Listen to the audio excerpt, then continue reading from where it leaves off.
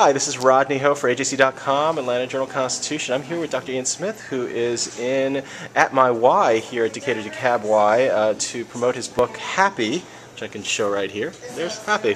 And, well, tell me a little bit about the book. What got you inspired to actually write this one? I know you've written a couple books before, but... Most people know me from all my diet books because I do a show called Celebrity Fit Club. However, I decided to, take a little different path this time. I was watching one day a TV show online, and it said that the happiest place on earth is, and the cliffhanger went through the commercial break and it came back, and come to find out, Denmark is the happiest place in the world. And I didn't understand why would Denmark be so happy. It's in a very cold climate. It's not particularly wealthy. No military to speak of. Why Denmark? The U.S. was ranked 23rd of all the countries. That doesn't make sense because we have so much, supposedly.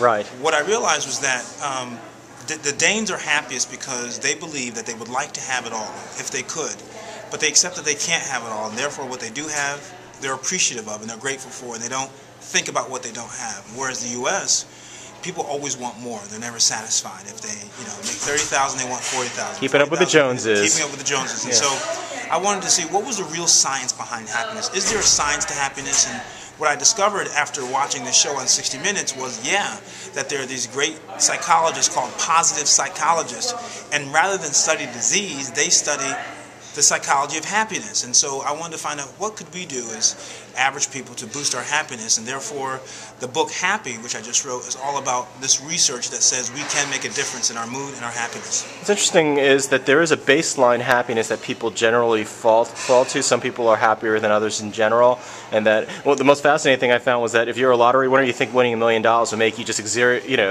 deliriously happy, and it does, I guess, for a while, but eventually you just fall back after 5 years to whatever your normal happiness is, whatever that is, which is interesting that money doesn't necessarily buy happiness. Well, Rodney, what you're referring to is what's called the happiness set point, and it's almost like the weight set point. The belief is that in weight, for example, your body has a certain weight it likes to gravitate towards. Right. Even if you gain weight or lose weight, your body is comfortable in a certain zone. Same thing with happiness.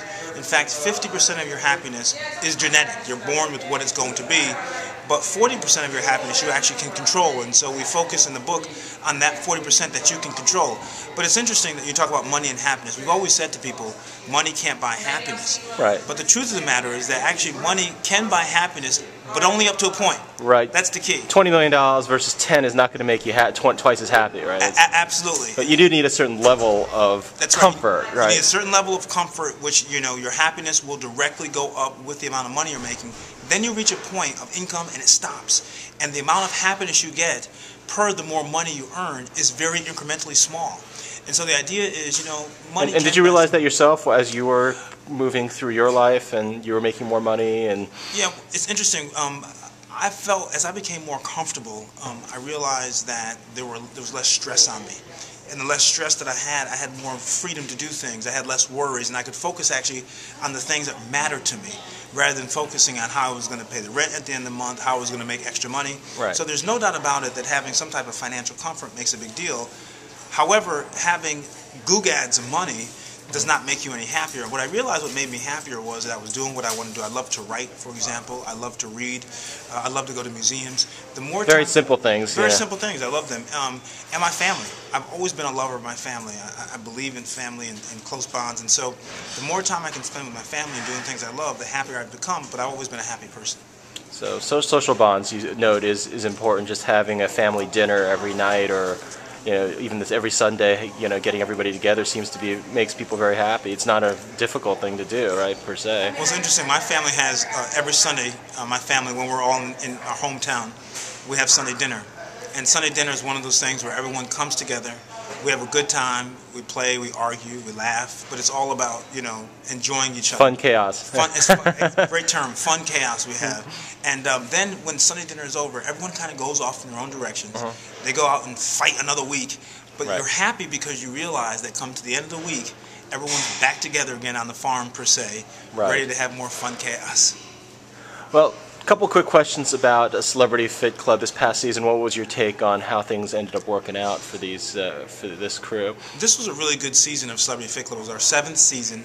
We had really good cast members this season. I was very happy with the weight loss. Jay McCarroll, who won the first edition of Project Runway. He was great. He really got into it. He was, he followed my plan. It's called the 4-Day Diet. And he was so intense that, in fact, he would call me and he would create recipes based on my diet plan. I was like, wow, I never even thought of that. It was a really good cast this season. They lost a lot of weight. There are some people, as always, who come on a show who really don't want to lose weight on Celebrity Fit Club. They want it because they need 15 more minutes of fame, because their star is dimmed. So, I kind of take it with a grain of salt. I mean, like a Bobby Brown, for instance. I really wasn't sure how serious he was about this, to be honest with you. I mean, I think this is what I think at the end of the day. I think and I love Bobby Brown. Yeah, nice guy. Nice guy. I think Bobby Brown wanted to do well. But I think that Bobby Brown was not ready for Celebrity Fit Club. Bobby Brown, to do a show where you're losing weight in front of millions of people, you have to be really committed and you can't have a lot of distractions in your life. Bobby Brown, unfortunately, has a lot of personal issues that become a distraction. And by the way, same with Nicole Eggert from Baywatch. She was someone who came on the show who did not have a lot of weight to lose, admittedly, but she was the one who wanted to come on the show. She set her weight loss goal and she did everything not to lose the weight. So, listen, it's a mixed bag. Sometimes you get people like that, but by and large, when you get this kind of cast where the majority of them lose weight, want to lose weight. Were you surprised that Kevin Federline was able to lose much weight, that he was as into it as, originally he came off a little emotionally remote and he's still not exactly, touchy-feely, but... Put it mildly. Yeah, and he had he had his ex there floating around. It was kind of a bizarre dynamic, which I'm sure the casting folks loved that. But it was amazing casting. I was shocked that actually Kevin Federline and Shar Jackson of the fame of being the person who he left for Britney Spears. Yes. But I was shocked that they were on the same season. They managed to convince both of them to stay. Yeah. This is what was interesting. The first couple of weeks it was very tense on the set because we didn't know how much we were allowed to make them interact, and each of them had rules and regulations we had to follow.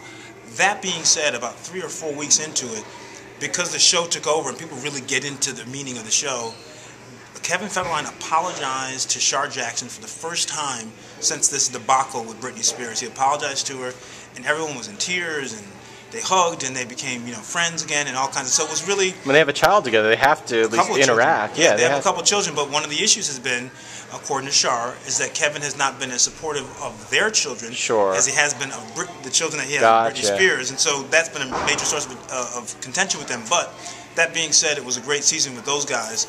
They both lost a tremendous amount of weight, weight.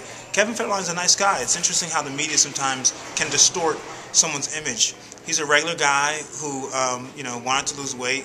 He got depressed, basically, with the Britney Spears situation. No, he was very honest about that. Very honest about it. And by the way, he lost a lot of weight. He almost won this season. He came within a pound of... Oh, so close. Very, very close. The fit score was within like a point with Jay. Yeah, closest ever.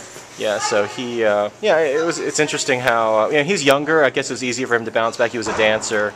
I didn't know that. He was a dancer for Prince. I think he did some work with Michael Jackson. But he was a really good dancer, great shape, handsome guy, and he just ballooned. In fact, I remember several months ago, some reporters sent me a picture of him to comment on what I thought about his weight gain, and I couldn't believe, how big he was. And then he showed up in the boot camp for Fit Club, and he really was that big. But he's great. He's a bad golfer, by the way. but he was a nice guy and really worked really hard and was very quiet. He's a very quiet guy. Mm-hmm. Well, back to the book real quick. Sure. What would you like people to take away from it, or why would you think people would want to pick this up? Sort of final takeaway for you. Sure. There are a lot of people out there who are struggling, whether it's economic issues like home foreclosures, whether it's family members off to war, or maybe having bad relationships. All of us need or want to have some level of happiness. Right. I want people to realize that it's possible, that even though times are difficult, you can make things better for yourself, and it's inexpensive, it's easy to do right at home, and it's available to you. And that's why I wrote the book Happy. I hope that this book will help change your life and give you the optimistic outview that I've had for most of my life to make a difference. Well, thank you, Dr. Ian. This is Rodney Hood, AJC.com, and over and out. Thanks. Thanks.